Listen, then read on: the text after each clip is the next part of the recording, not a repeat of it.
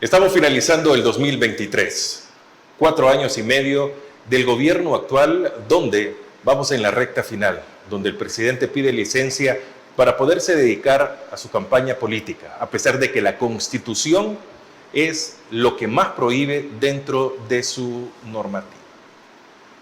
Sin duda alguna, El Salvador está viviendo uno de los momentos más difíciles, más polarizados y sobre todo más atípicos. ¿Usted cree de que saldremos a bien durante las elecciones presidenciales de diputados municipales y del Parlacen? No sé, piénsalo. Buenas noches, soy Francisco Gómez, qué gusto estar acompañado de todos ustedes en este espacio de todos los miércoles a las 8 acá en el 8 y también en 106.9 FM Radio. Hoy me acompaña el abogado de la República, Darío Cardona, para hacer análisis sobre lo que ha pasado en este 2023 y la coyuntura política electoral que estamos viviendo. Darío Cardona, buenas noches, qué gusto que nos acompañe, bienvenido. Hola Francisco, un placer compartir espacio contigo y claro, esperamos que pueda ser un tiempo muy útil y muy provechoso para las personas que nos siguen, nos ven a través de los diferentes medios y redes sociales. Bueno, perfecto, Darío. Vamos a iniciar la plática que tenemos en esta noche de Agape TV, Canal 8, con toda nuestra teleaudiencia en todo lo largo y ancho de El Salvador y también los que nos sintonizan en nuestro streaming del canal de YouTube Mix de Medio. Suscríbase, comente, dele me gusta, comparta esta entrevista. Darío Cardona, estamos finalizando el 2023. Estamos finalizando también 4 años y medio de la actual gestión. Si pudiéramos brevemente decir qué ha sido de estos 4 años y medio de la actual gestión, ¿cómo lo ve Darío? Existen varias maneras para poder evaluar el desempeño de una administración. Una de las maneras para poder medirlo es a través del nivel de popularidad o de aceptación que tiene el presidente de la República y su gabinete de gobierno. Otra manera es a través de un análisis objetivo de el desempeño de las políticas públicas que ha llevado a cabo la administración. Si pretendemos evaluar a la actual administración en términos de popularidad, en términos de aceptación popular, no cabe duda que esta administración ha sido muy bien evaluada por la gente. Esta evaluación es una evaluación de carácter muy subjetivo. Esto depende de las apreciaciones que tienen los ciudadanos sobre el desempeño de la administración, el desempeño del gobierno, el desempeño del presidente Bukele al frente del Estado, al frente del Ejecutivo. Pero si hacemos un análisis objetivo de la realidad nacional, si evaluamos las políticas públicas que ha desempeñado el gobierno, si las evaluamos de manera objetiva, de manera científica, de manera técnica, el resultado es completamente opuesto. Es decir, a criterio de los especialistas en el diseño e implementación de políticas públicas, este gobierno reprueba el examen. ¿Es eso posible? ¿O es una conjetura, una mera especulación de este servidor? Según las encuestas no reprueba. Según la aceptación. Exacto, definitivamente. O son escenarios diferentes. Son dos escenarios diferentes, porque una cosa es hablar en términos de la aprobación popular y otra cosa es una medición objetiva. Pero ¿quién hace la medición objetiva? ¿A quiénes les corresponde? Las mediciones objetivas las deben hacer los especialistas en el diseño, en como dicen los números, dicen una cosa y la gente dice otra. Es correcto. ¿Es esto posible? Es decir, ¿es posible que un gobernante sea muy bien evaluado y haya tenido un muy mal desempeño al frente del Ejecutivo? Claro que es posible. ¿En qué momentos, en qué pasajes de la historia del mundo ha sucedido eso? En las dictaduras. Porque las dictaduras son muy populares al principio. Muammar Gaddafi, el dictador libio, era muy popular.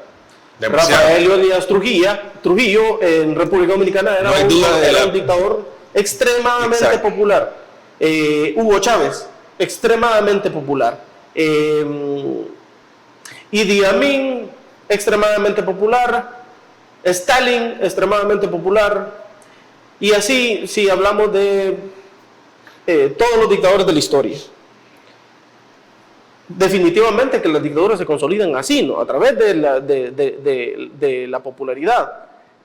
Pero cuando haces un análisis objetivo de la realidad, ya cuando tenés que estudiar cuáles son las principales políticas públicas que ha llevado a cabo este gobierno, cuál ha sido el impacto objetivo que han tenido, si han alcanzado los fines perseguidos, si los costos no han sido más altos que los beneficios, entonces empezás a darte cuenta de que la realidad no calza con la percepción pública que tiene la ciudadanía sobre la administración. Para ponerle un ejemplo muy sencillo, en términos de seguridad, la percepción subjetiva de los ciudadanos es que la seguridad pública en el país ha mejorado. Eso es indiscutible. Es indiscutible que la ciudadanía considera que la seguridad pública ha mejorado. Pero también es indiscutible, sobre la base de hechos, de notas periodísticas, de reportajes de investigaciones de carácter forense que han realizado, por ejemplo, el gobierno de los Estados Unidos, también es cierto que esta seguridad pública ha sido conseguida a costa de negociaciones ilícitas con grupos criminales. Y cuando vas a hacer un análisis de una política pública, lo primero que esperas de una política pública en materia de seguridad es que la política pública sea legal, que sea constitucional. Es decir, que no se cometan delitos mientras se llevan a cabo estas políticas públicas.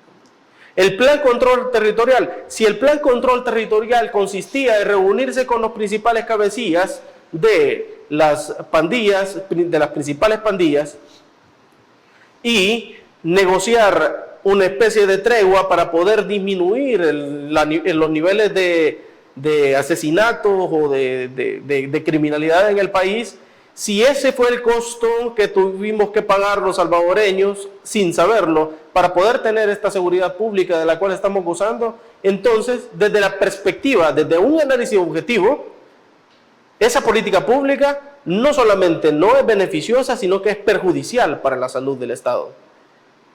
Pero si un gobierno tiene la capacidad para poder, la capacidad propagandística para poder maquillar la realidad, la aceptación popular se va a mantener o incluso puede crecer. Puede el gobierno ser muy popular porque la percepción subjetiva de la ciudadanía es que existe seguridad pública, aunque en realidad todavía no se han logrado vislumbrar los costos sociales, políticos y jurídicos que implica la implementación de esta política pública. Es decir, que unos 3-4 años después de la finalización de este o de los gobiernos que pueda tener este régimen, viendo hacia atrás, nos vamos a dar cuenta de cuáles fueron los verdaderos costos que los salvadoreños tuvieron que pagar por esa seguridad pública. Hablando en términos en cuanto a la materia económica. Y quiero mencionar una cosa, la liberación del CRUC, de acuerdo a reportajes periodísticos, de acuerdo a información que no se la ha inventado este servidor, sino información que usted puede contrastar de fuentes confiables, ha sido a cargo de funcionarios de la administración del presidente Bukele. Hay muchos funcionarios de la administración del presidente Bukele que están señalados de corrupción. Y existen los delitos comunes, existen los delitos de determinados grupos de crimen organizado, pero también existen los delitos de cuello blanco y eso también es criminalidad.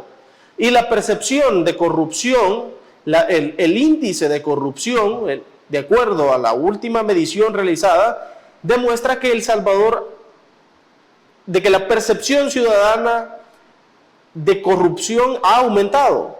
¿Cómo es posible que los salvadoreños crean que ha aumentado la percepción de corrupción, que está muy vinculada con la criminalidad, pero por otro lado consideren que ha mejorado la seguridad pública?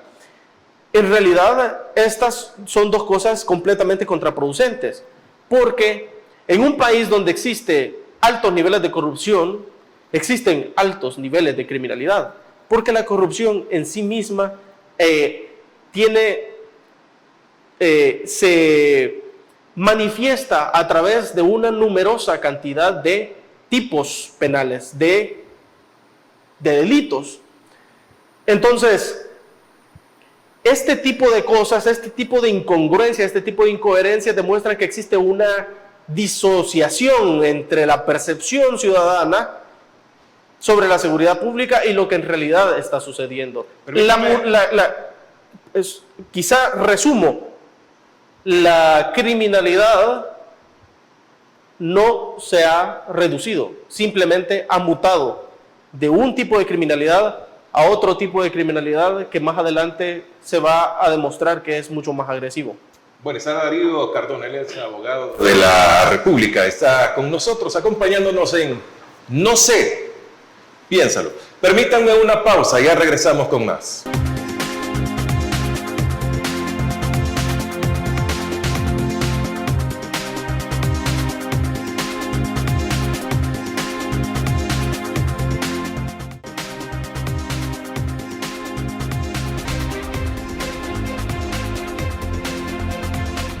Gracias porque usted continúa con nosotros. Estamos en este segundo bloque, todos los miércoles a las 8 acá en el 8. No sé, piénsalo. La idea del programa, siempre se lo digo, es de que usted reflexione, medite, comparta y hable sobre esta plática, que es un poco más de inducción para que podamos pensar algo. Quisiera entender algo. Amén a lo que significan las leyes y que poca parte de la población puede entenderlo, quisiera matizarlo de otra forma. Digamos que las reglas del juego están dadas para todo. En El Salvador se respetan las reglas del juego en todo aspecto. Han cambiado para favorecerse en algún momento el actual gobierno de Darío Cardona en estos 4 años y medio. Al gremio jurídico, abogados medianamente éticos, o sea, que tratan de cumplir con sus principios, este gobierno no respeta en absoluto las reglas del juego.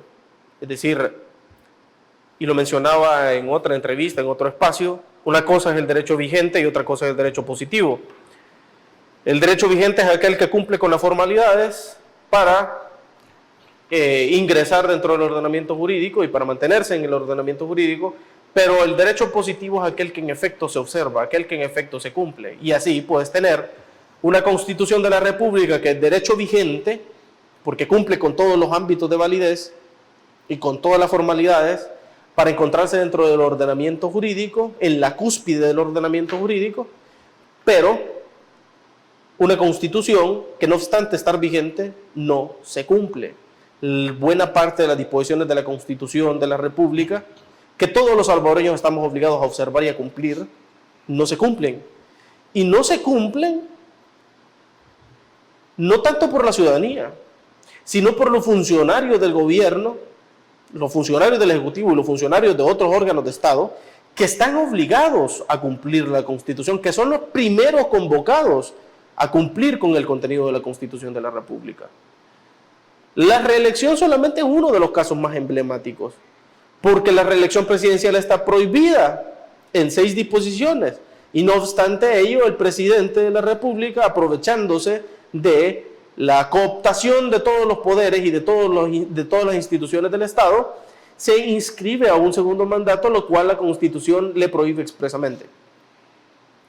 Pero existen otros casos también de inconstitucionalidades que ni siquiera se ventilan ante la Sala de lo Constitucional, precisamente porque es una institución cooptada. La Corte Suprema de Justicia se encuentra sometida a unos niveles de coacción y a unos niveles de manipulación que hacen muy difícil que las decisiones judiciales tengan la objetividad y la imparcialidad que se espera. Lo hemos visto tanto en las resoluciones que se han emitido en el marco del régimen de excepción, como en las resoluciones que tienen que ver con la elección de funcionarios, la elección de los 4 magistrados espurios actuales o usurpadores de la Sala de lo Constitucional fue completamente ilegítima. La elección del usurpador de la Fiscalía General de la República, Rodolfo Delgado, también adolece de vicios de inconstitucionalidad, y lo digo en mi carácter de abogado y lo puedo defender ante cualquier persona.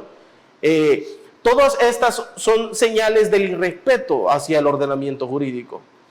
Pero existen otros casos que son de menor conocimiento del público, que también son sendas inconstitucionalidades, como por ejemplo las modificaciones al presupuesto general del Estado. En mi trayectoria como analista de las comisiones, especialmente de la Comisión de Hacienda y de la Comisión de Economía, puedo dar fe de que estos cambios que se hacen, estas modificaciones que se hacen al presupuesto, buena parte de ellos no cumplen con los requerimientos constitucionales para poder contar con la validez, con la validez de ley.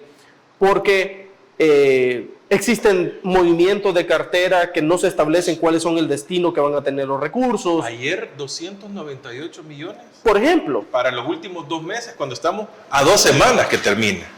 Exactamente, y la pregunta que el ciudadano debe de hacerse es cómo es posible que se haga un movimiento, se hagan unas modificaciones al presupuesto por 200 millones de dólares, casi 300 millones de dólares, y no se sepa a ciencia cierta cuál es el destino de los recursos. Vea, en el derecho constitucional, cuando se estudia la parte orgánica, se estudia lo que se conoce como los controles interorgánicos, es decir, los controles o las auditorías que se hacen los órganos y las instituciones entre sí. Y uno de estos controles es el control que ejerce el órgano legislativo sobre las actuaciones del Ejecutivo.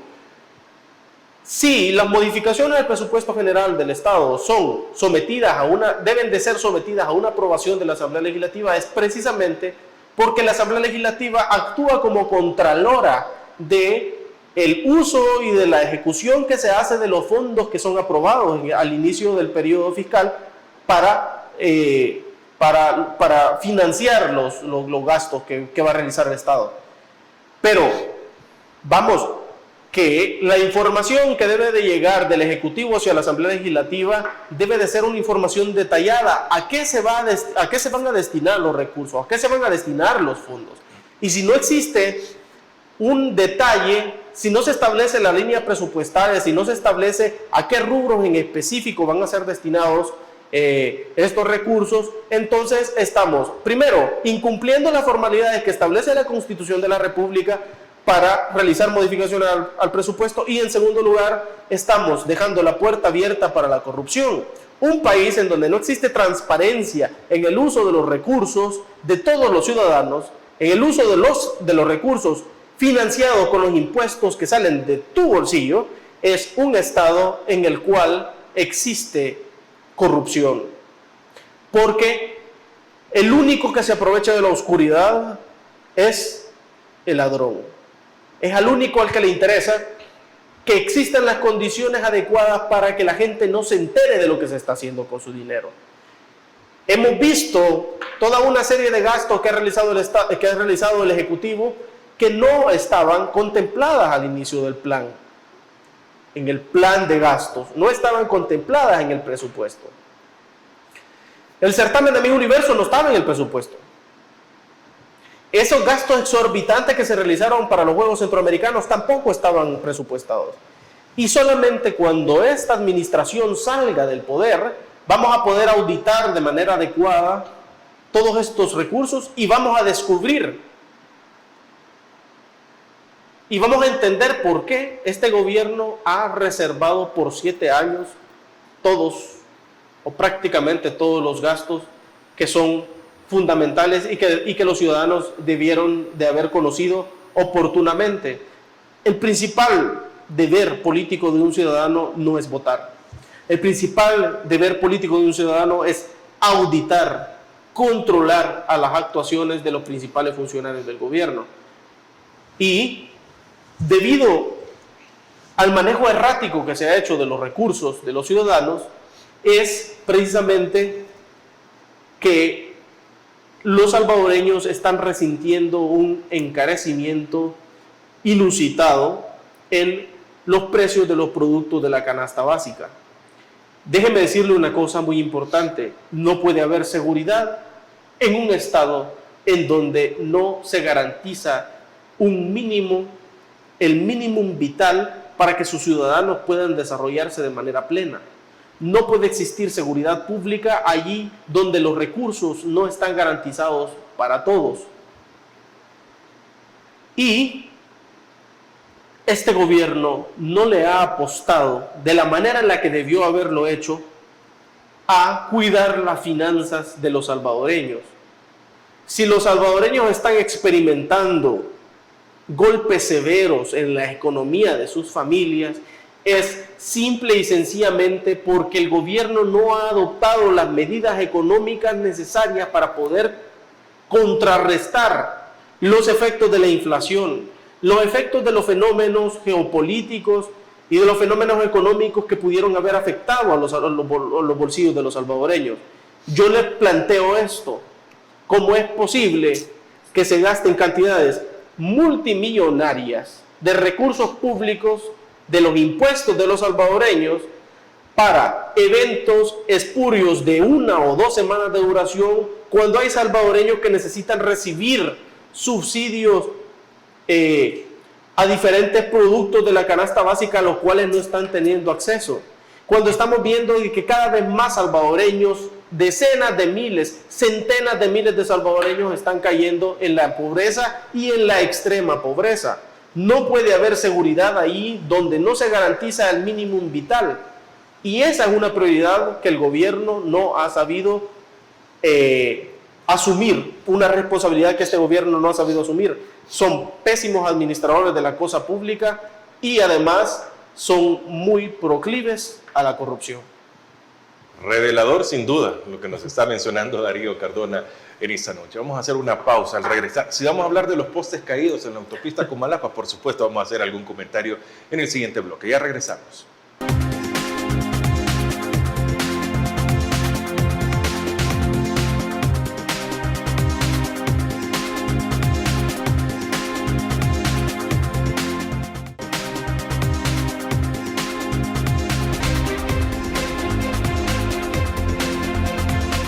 Feliz provecho, muchas gracias por estar con nosotros. Escríbanos, denle me gusta en nuestro streaming, en nuestro canal de YouTube. Búsquenos como Mix de Medio, sí, así búsquenos, Mix de Medio. Gracias a usted también que está en 106.9 FM Radio en nuestra sintonía. Darío Cardona, él es abogado. Darío, recordamos que la primera gran obra de este gobierno fue el famoso Puente Chichilco. Meses después, ¿qué le pasó al Puente Chichilco? Tuvo averías, problemas. Posteriormente se han conocido muy pocas obras, sobre todo el cambio de infraestructura en hospitales y en centros deportivos, donde hemos visto de que se ha inundado, que ingresa por los techos el agua, en todo este tipo de estructuras.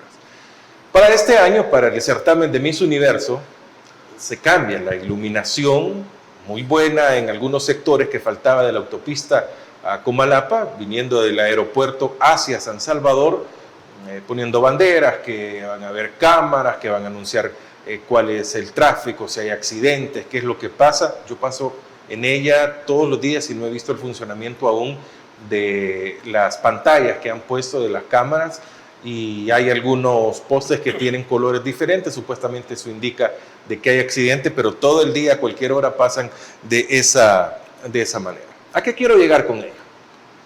Ayer conocimos que se caen 12 postes, se derrumban, se desploman 12 postes y ha sido motivo de crítica, de burla, pero es preocupante que este tipo de cosas pasen porque es lo que vende el gobierno. ¿Qué pasa realmente? Amén a estos postes, sino que no se hacen bien las cosas o todo es apresurado.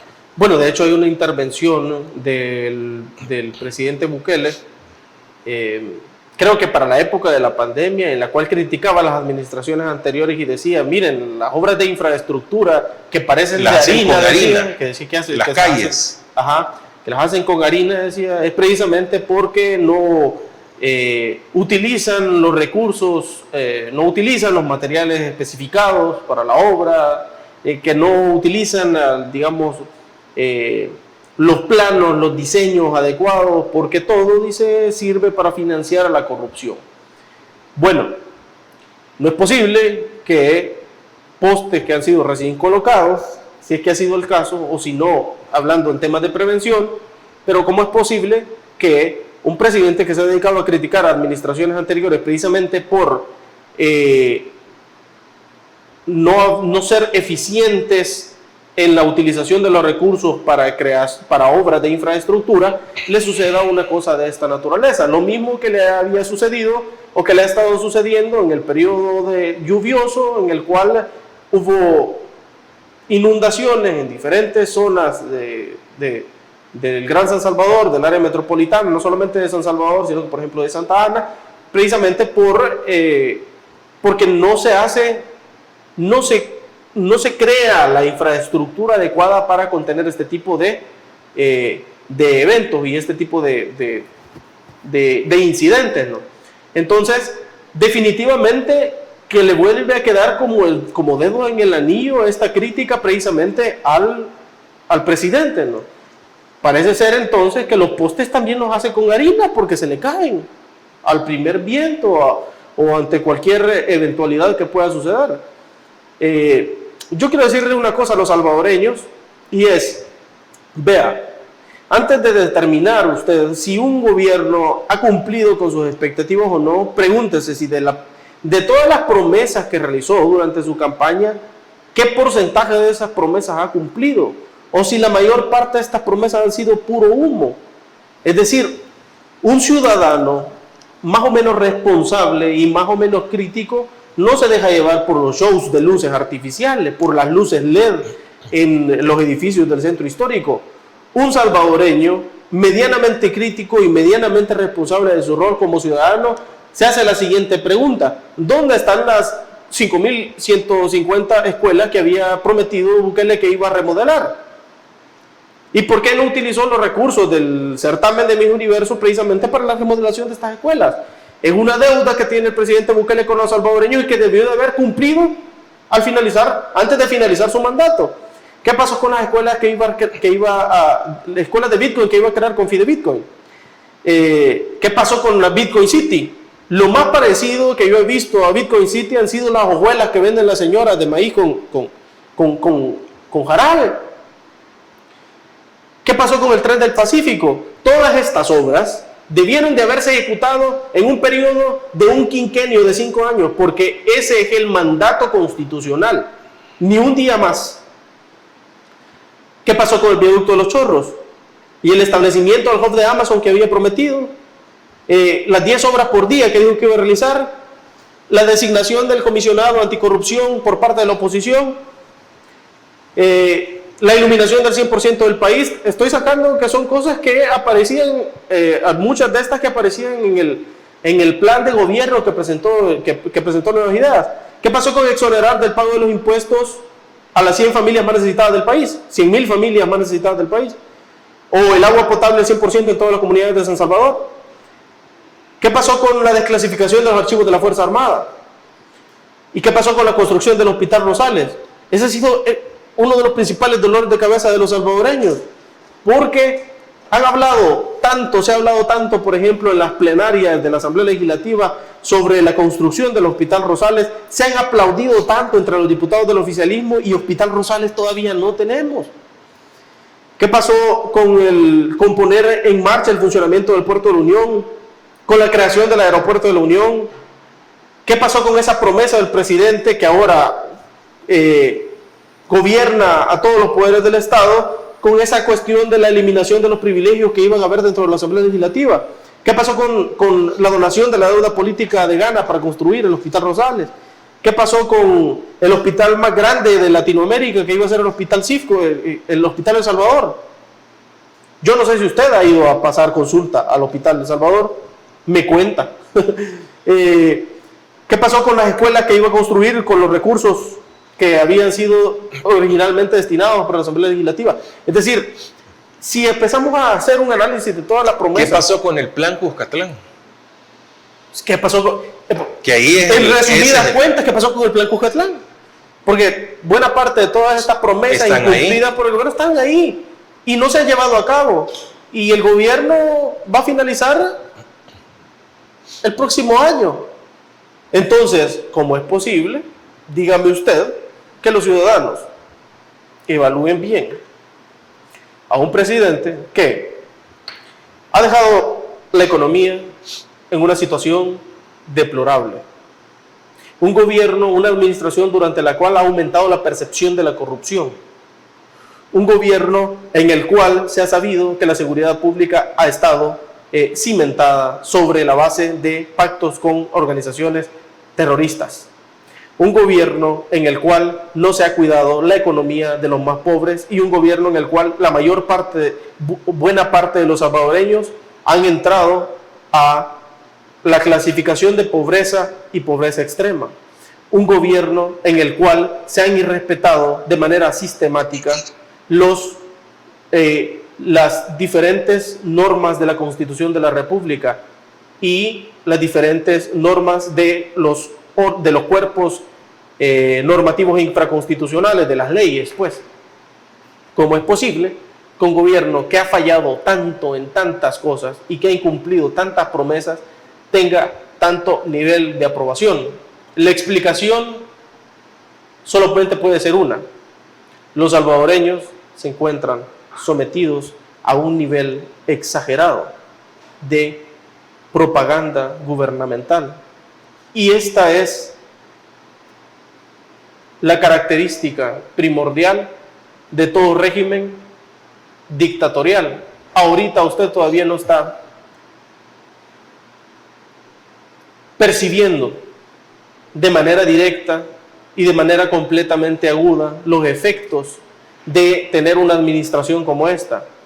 Pero créanme que si dejamos que este régimen se siga enquistando en el poder y lo haga por otro periodo, créame que usted va a empezar a resentir las consecuencias de eso, lo va a empezar a resentir en términos de su bolsillo, de su economía, en los términos de la seguridad pública, cuando se dé cuenta de que las autoridades públicas, las autoridades de seguridad, son precisamente las que más comprometen su seguridad, cuando se entere de que no existe un respeto ni siquiera mediano hacia las leyes, en donde la corrupción tiene carta abierta para hacer lo que sea, solo entonces usted va a descubrir que le dio su voto de confianza a una persona que se caracterizaba únicamente por mentir y saber hacerlo. Darío Cardona, entretenido sin duda la exposición que nos está dando el abogado Darío Cardona. Hacemos una pausa, ya venimos con más.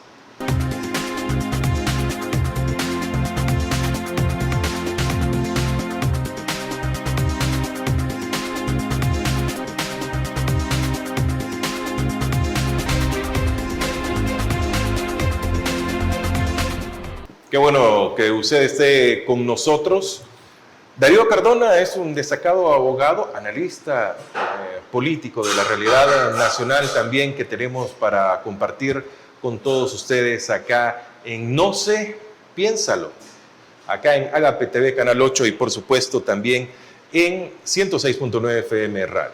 Darío, el presidente pide licencia, no renuncia, así se había mencionado en algún momento de que era una renuncia la que él tenía que hacer 6 meses antes. Pide una licencia, sale el diputado Gallegos diciendo de que no se juramentó a Juana Rodríguez, sale después diciendo el presidente de la Asamblea, Ernesto Castro, que sí lo hizo. Ante estas cosas, y más en un gobierno como el actual, en una asamblea como la actual, que no vaya a haber fotografía o video de algo, es imposible. O sea, eso no va a pasar jamás, pero nunca ha sido presentado. Pero amén a todo esto, ¿cómo le podemos llamar a esto de las últimas jugadas que hace el gobierno? Definitivamente ha sido un circo y la transgresión a las normas constitucionales es evidente, porque no solamente no tiene sentido hablar de una licencia del presidente de la República para poder participar en las elecciones del 2024, precisamente porque no está habilitado para competir. Más allá de eso, los designados a la presidencia de la República, el presidente debió haberlos nombrado al principio de su mandato. Y no solamente es un designado a la presidencia de la República. Aquí solamente se ha nombrado, se conoce a nivel mediático a una persona. La otra cuestión importante es que deben de cumplirse con ciertas formalidades para que el designado de la presidencia de la República ejerza la presidencia de la República durante ese periodo. Y una de esas formalidades es precisamente la juramentación ante la Asamblea Legislativa. Esta persona no ha sido juramentada y la incongruencia o la incongruencia entre las posturas o la información que ha brindado el diputado Guillermo Gallegos y Ernesto Castro, no obstante que pertenecen ambos al bloque oficialista, demuestra que ni siquiera se preocuparon por hacer un guión ante los medios de comunicación de qué iban a decir ante semejante aberración. Aunque sea, se hubieran puesto de acuerdo en una reunión breve de 10 minutos antes de salir ante las cámaras a justificar semejante barbaridad. Hubieran dicho, por lo menos, se hubieran puesto de acuerdo en que ante los medios de comunicación a decir, sí, mira, Gallego, si te preguntan, decir que la juramentamos en casa presidencial o que la juramentamos en qué sé yo, en qué salón de comisiones de la Asamblea Legislativa. Algo se hubieran inventado. Pero ¿cómo es posible que uno diga que sí se juramentó y otro diga que no se juramentó? Esta persona lo único que demuestra es que cumple un rol prácticamente que de testaferro del gobierno. Una persona que ha sido colocada ahí simple y sencillamente para obedecer órdenes. Y vamos, que la persona que se encarga o que se debería de encargar de asumir la presidencia de la República debería de hacerlo de manera autónoma y no debería de estar obedeciendo a las órdenes del actual presidente de la República. Esto lo único que demuestra es que este sujeto que tenemos en el poder es tan adicto al poder que no está dispuesto a soltarlo ni siquiera por un segundo. Esto es una barbaridad, es algo lamentable y yo lo quiero llamar a usted a una reflexión. Dice Aristóteles, un Estado es gobernado mejor por buenos hombres que por buenas leyes. A contrario, Sensu. Pero no rige a uno a otro. ¿Cómo? No rige la ley al hombre, pero el hombre hace la ley. Debiera, pero quien es el encargado de observar y de cumplir y de hacer cumplir las leyes es el hombre que se encuentra en el poder. Es mejor tener un buen gobernante, una persona que se va a pegar a los principios, que se va a pegar a la ética y que se va a pegar a las leyes, que alguien que no obstante que tenga buenas leyes en el Estado hace lo que quiere, porque a eso es a lo que se le conoce como autocracia. Y la reflexión a la cual yo lo quiero invitar es a la siguiente: ¿cómo es posible que usted crea que puede ser un buen gobernante una persona que no tiene honor, que no tiene valores morales sólidos, una persona que miente, que 3 de cada 2 palabras que dice miente? Estoy utilizando un recurso literario porque si no después van a salir los troles diciendo que eso es absurdo. Una persona que demuestra que no puede tener absolutamente ningún tipo de lealtad hacia nadie.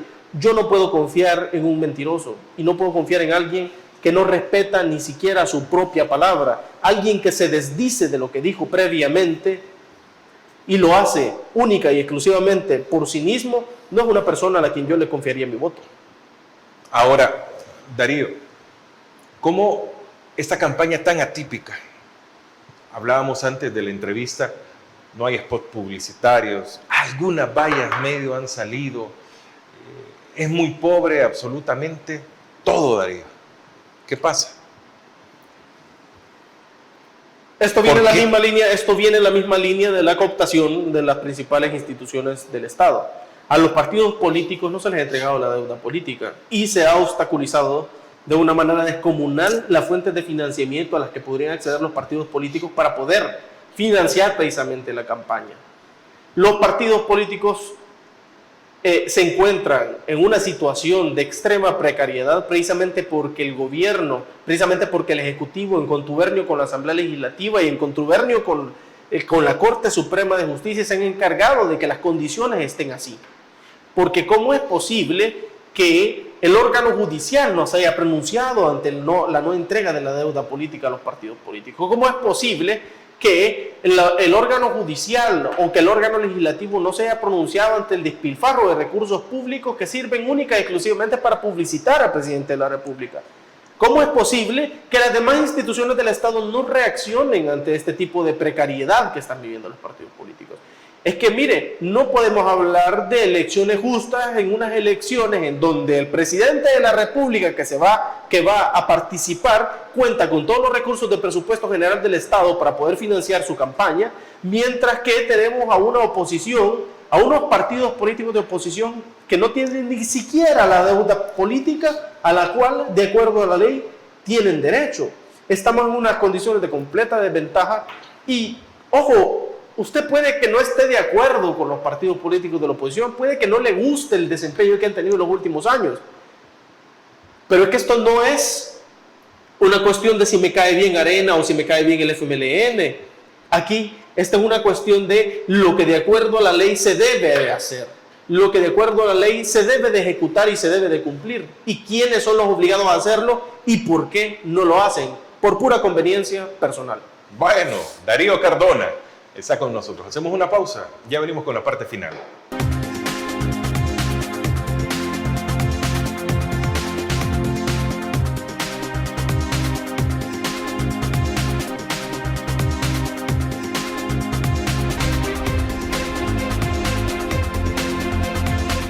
Estamos en la parte final de No sé, piénsalo, acá en 106.9 Radio, en Agape TV, Canal 8 y por supuesto en Mix de Medios. Darío Cardona, mensaje final para toda la teleaudiencia. Estas elecciones, como lo decía Francisco, son completamente atípicas.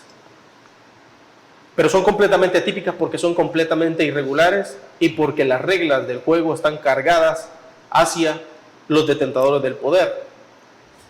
Esto es importante que usted lo tenga en cuenta porque en un país donde sus gobernantes se aprovechan del poder que tienen en sus manos para someter a los débiles, es un país en el cual usted no puede gozar de ningún tipo de seguridad, ni seguridad pública, ni seguridad ciudadana, ni seguridad jurídica, ni seguridad alimentaria, ni seguridad económica, porque lo que hoy están haciendo los detentadores del poder, lo que hoy está haciendo el oficialismo, lo que hoy está haciendo el régimen de Bukele contra los partidos de oposición, es lo que va a hacer mañana contra usted, ciudadano, si ve en ello la necesidad de hacerlo.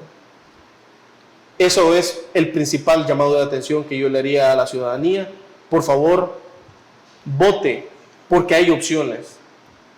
Vote porque hay ciudadanos íntegros que están poniendo su integridad física y su integridad incluso moral al servicio de los salvadoreños para poder contener esta debacle a la cual nos enfrentamos próximamente. Muchas gracias a Darío Cardona por habernos acompañado. Los invito el próximo miércoles a que esté con nosotros, pero todos los días usted debe sintonizar Agape TV, Canal 8 y el contenido que produce Mix de Medio. Usted, salvadoreño, usted, amigo, que está en todos lados, tiene que ser consciente a la hora de emitir el voto. No lo vea como si no trabajo, no como, sino que el beneficio o el cambio que le puede dar a su generación, a su gente o también a su persona. Seamos conscientes del compromiso que tenemos. ¿Usted lo decidirá? No sé. Piénsalo. Buenas noches, soy Francisco Gómez. Próximo miércoles los espero. Buenas noches.